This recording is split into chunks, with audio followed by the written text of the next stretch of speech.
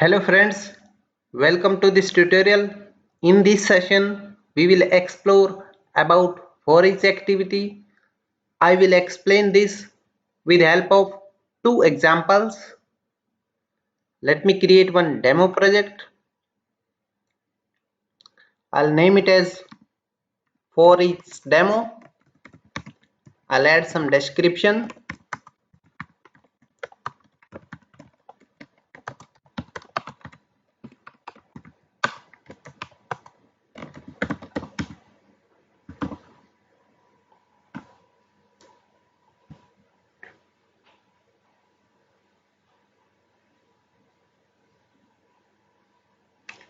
Let me start with first example where I have an array of integers and I have to write all odd numbers to one text file and all even numbers to another text file. For this, I'll create a workflow using sequence. I'll name it as for each activity underscore sequence. We have created this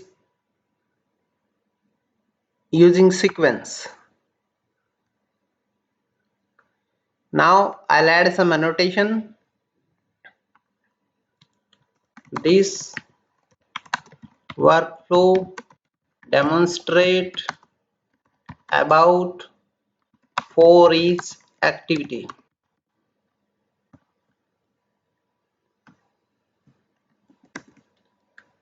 Now I'll create one variable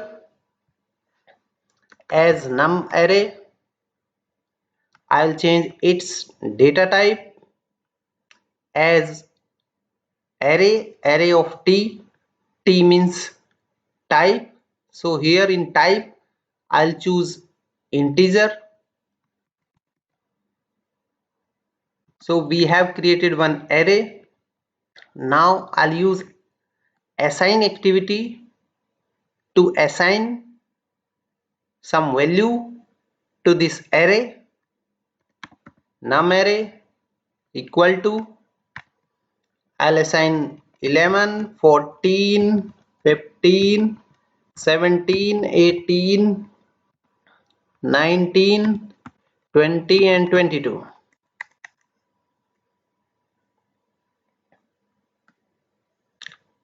Now I will drag for each activity.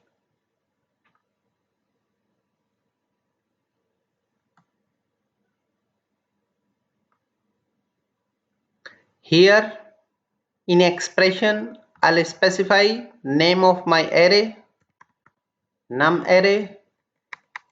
Here instead of item we can change it according to our requirement. I'll rename it as ARR element,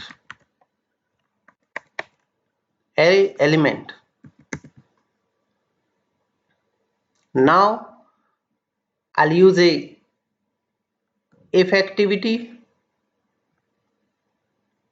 Here within if activity I will specify one expression as I want to check whether the element of array that I'll get for this iteration is odd or not. For that I'll specify one condition as cint array element mod 2 equal to 0. Here one point to be noticed is that why I have used cint, because by default type of array element would be of object type. So if I am performing some operation on this, I need to convert it to integer. So here I have checked whether number that is coming from array element is odd or not. In case it is odd, then I'll use an append line activity. Now I'll write this number to text file array element dot toString. I'll specify name of files odd numbers txt. In case this number is not odd, it will be even number, so I'll use another append line activity and I'll write this number to another text file.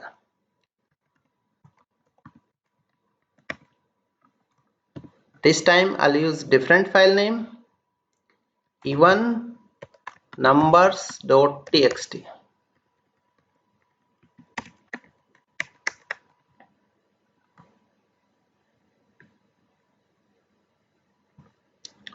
Let me execute this workflow. Execution is complete. Let us check the output.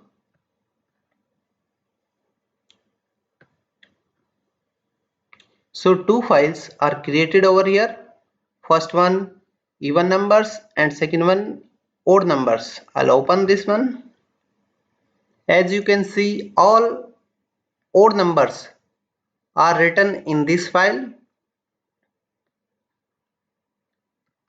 I'll open this. As we can see, all even numbers are written in this file.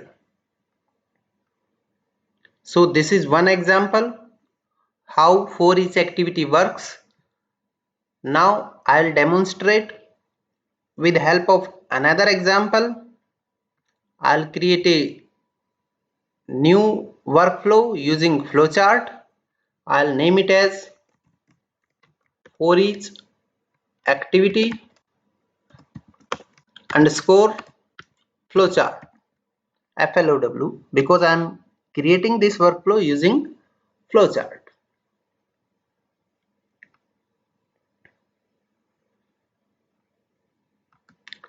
So here I have an example where I will choose a file path, or we can say a folder, and we have to display name of all the files that are available within that folder.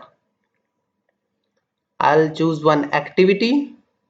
I'll choose one activity by the name of select folder. This activity will prompt us on execution of this workflow to choose a folder from our Windows system.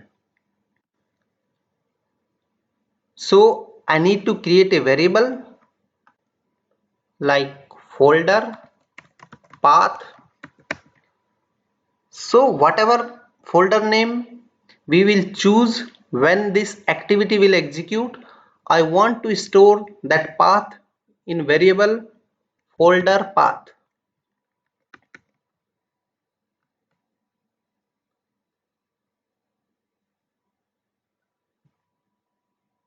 Now I'll use a for each activity. I need to double click on this, and here I'll enter one expression that will read all the files from that particular folder path. So there is one way, directory dot get files. Here as a parameter I need to pass path, from which path I want to get these files. So we already have path in one variable, that is folder path. This item we can replace as per our requirement. So I'll rename it as file nm, file name. Now I'll display name of all the files to output section. For that I'll use writeLine activity and I'll write filename dot toString.